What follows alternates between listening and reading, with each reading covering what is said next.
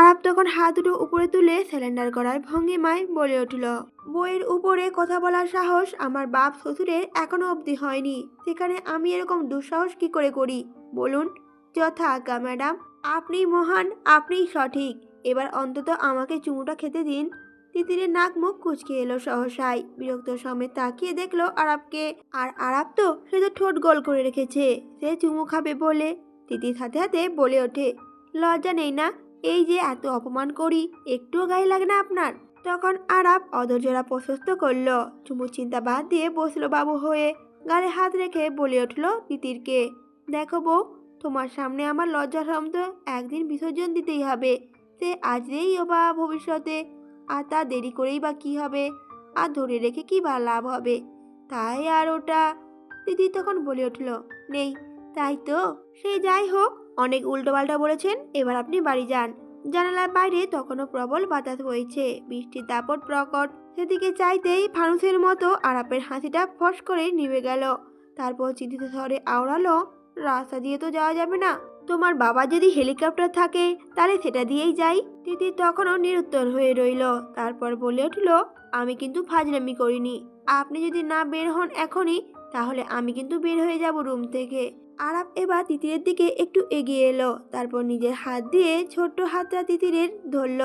তারপর চোখে চোখ রেখে বলল, দেখো বউ, আমি কিন্তু সিরিয়াস। এখানকার অলিগুলি এমনিতেও সরু, তারপর এমন বৃষ্টিতে হাঁটু সমান পানি। এসবের ভিতরে এই ভোলা ভালা বরটাকে বের করে দেবে তুমি? কিন্তু এতে তিতিরের কোনো ভাবান্তর হলো না, উল্টো মুখ ঘুরিয়ে মেকি হেসে ফুটিয়ে বলে উঠল, যে বর এই দোতলা পাইপে জানালা দিয়ে ঘরে ঢুকতে পারে, সে ওই বৃষ্টির পানি টপকে মাথায় ফিরতে পারবে।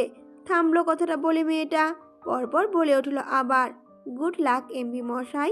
অপরদিকে আজরাইনের অবস্থা খুবই খারাপ, পানির জন্য গলা শুকিয়ে কাঠ।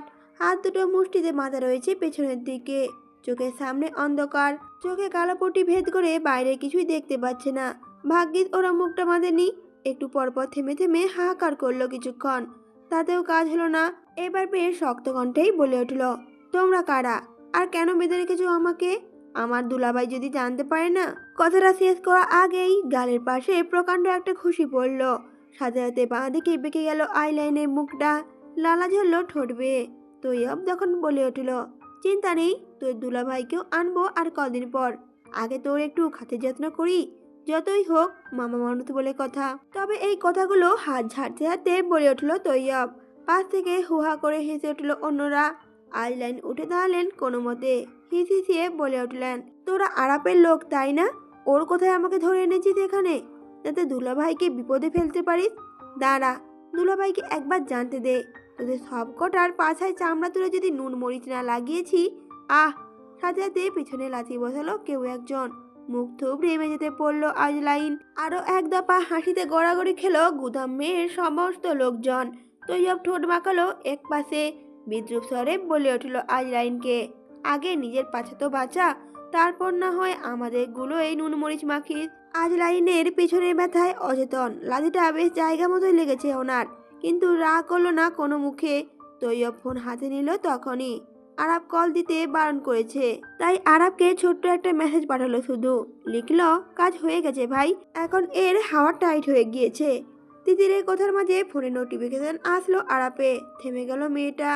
আরাপ ফোন হাতে নিতেই আর চোখে তাকালো সেই দিকে, বিড়বিড় করে বলে উঠল, এত রাতে মেসেজ, নিশ্চয়ই গার্লফ্রেন্ড আছে এই ব্যাটার, কত বড় সাহস।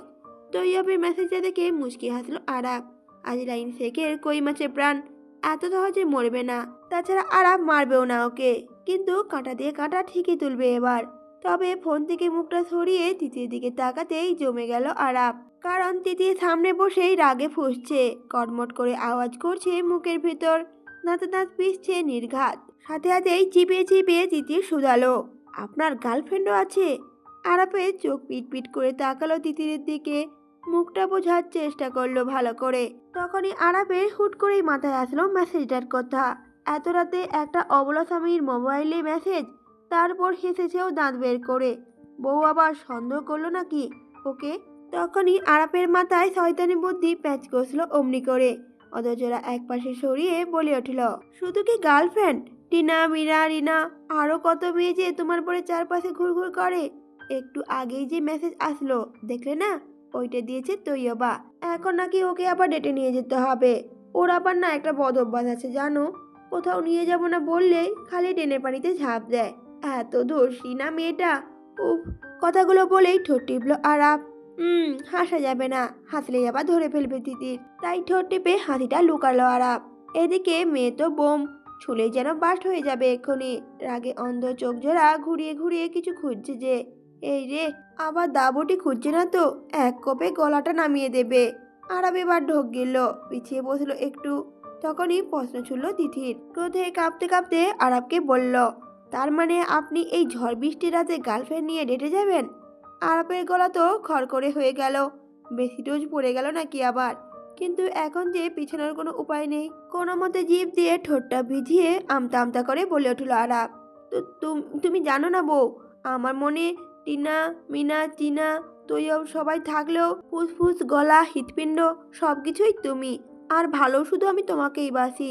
কিন্তু আজ যেহেতু স্বামী হিসেবে মানবেই না আমাকে, তখন তো ওদেরকে নিয়েই ডেটে যেতে হবে, তাই না? কথাটা শেষ হতেই উঠে দাঁড়ালো আরাপ আর বিড়বিড় করে বলে উঠল, আরে এই মেয়েটা এখনো কিছু বলছে না কেন? আবার বৃষ্টি কষ্ট পেল নাকি? বলে দেবে সত্যিটা? বলে দেবে যদি এতক্ষণ মজা করেছিল তিথির সাথে। তিথি তখন বলে উঠল পেছন থেকে, বেশ। হুট করে বদলে গেল তিতিরের গলার স্বর। হালকা হেসে তাকালো আরাপের দিকে, ঠোঁট বাঁকিয়ে হাসি মিশিয়ে বলে উঠল, এবার আমি একটা অন্য ছেলে ধরে বিয়ে করে ফেলবো, পারলে আমাকে আটকে দেখান। এবার আমিও দেখি আপনার ভালোবাসার জোর কত। তখনও দাঁড়িয়ে থাকে মানুষটা নীরব ভাবে, এমনকি ভ্রু অব্দি কুচকাল না আরাপের। থতমত খেয়ে গেল তিতির। আরাপের নিরুত্তর দেখে ভয়ে স্থির দাঁড়াবে নামলো ঠান্ডা বাতাস যেন। তবে তা প্রকাশ করলো না। এটা তো আমারই বাসা, তাহলে এত ভয় পাওয়ার কি আছে এই পাগলটাকে? ভাবনার মাঝেই আরাপের বলিষ্ঠ হাত দুটো আগ্রাসী ভঙ্গিমায় থাবা বসালো বিছানায়, ঠিক তিতিরের দুপাশে। লম্বা মানুষটা ঝুঁকে এলো তিতিরের মুখের সামনে। বাঘের মতো হিংস্র তার শ্বাসের গতি। ক্ষিপ্ত কণ্ঠে আওড়ালো আরাপ, অন্য কাউকে বিয়ে করে আমার ভালোবাসার পরীক্ষা নিতে যেও না পাখি।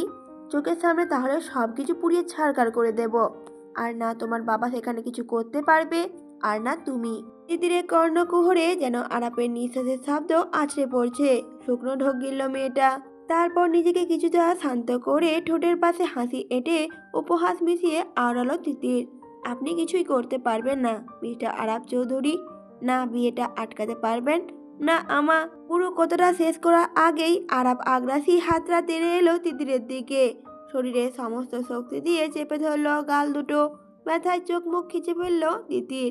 ব্যথায় চোখ ভিজল, চাপ বাড়ল যেন।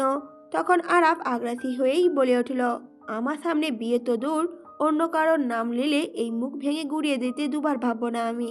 আরাপের অবিচল হুমকি। আঙুলের নিচে নরম ত্বক রক্তলাল হতেই হুঁশ ফিরল আরাপের, ছেড়ে দিল সাথে হাতে। তিতির তখন বলে উঠল রেগে, ছাড়লেন কেন? মেরে ফেলুন, মাতেই তো তেড়ে এসেছিলেন, এখন কেন থেমে গেলেন তাহলে? আক্রোশে অটল সত্তাটা যেন কেঁপে উঠল সাথে সাথে আরাপের। বরফের ন্যায় নিষ্কৃত হলো। একটু পর পর আগুন চোখের ধরনটা। অপরাধীর ন্যায় মাথা নোয়াতেই তাচ্ছিল্য হাসি হাসল তিতির। তারপর তিতির নিজের চোখে পানি মুছে বলে উঠল আরাপকে, একদিক দিয়ে বাবা ঠিকই করেছে, আমাকে আপনার কাছ থেকে নিয়ে এসেছে। এমন বিকৃত মস্তিষ্কের মানুষের সাথে আমি অন্তত থাকতে পারতাম না। আর আমার গায়ে হাত তুললেন কোন সাহসে? জবাব দিন। আরাপ তখন নিজের মধ্যেই ছিল না। বুঝে থাকলে এমনটা করার কথা স্বপ্নেও ভাবতে পারতো না। আরাপ তখন করুণ চোখ তুলে তাকালো মেয়েটা লাল হয়ে যাওয়া গালের দিকে। পরপর সেই দৃষ্টি ঘুরিয়ে নিয়ে এলো নিজের হাতের আঙুলের দিকে। নিস্তেজ স্বরে বলল আরাপ, আম সরি, আমি আসলে। থামলো মানুষটা। বিছানা থেকে নেমে হাঁটু কেড়ে মেঝেতে বসে পড়ল। তিতিরের হাতে হাত ধরতে গেলে ছিটকে সরে গেল মেয়েটা। ঢোকিল আরাপ। নিজের হাতটা সামনে নিয়ে এসে বলে উঠল, এই আঙুল দিয়ে তোমাকে কষ্ট দিয়েছি তাই তো? বেশ, তাহলে এই হাতটাকে আমি থেতড়ে ফেলবো। তখনও তিথি নিশ্চুপ। রাগ তখনও সপ্তম আসমান ছুঁয়েছে যেন। অন্যদিকে মুখ ঘুরিয়ে রইল খোপে। তখনই বিকট আওয়াজে কেঁপে উঠল ওর খাটটা। সাথে সাথে ঘাড় ঘুরিয়ে দেখার আগেই আরেক দফা চোখের সামনে ঘুষি বসালো আরাপ। রক্তাক্ত হলো আঙুলের ভাঁজগুলো। সাথে রক্তিম হলো তিতিরের খাটের কিছু অংশ, যেখানে একটু আগেই পাগলের মতো নিজের হাত থেতলে দেওয়ার পরিকল্পনা মতো ছিল আরাপ। কিন্তু সফল হওয়ার আগেই হুড়মুড়িয়ে এসে ধরে ফেলল তিতির।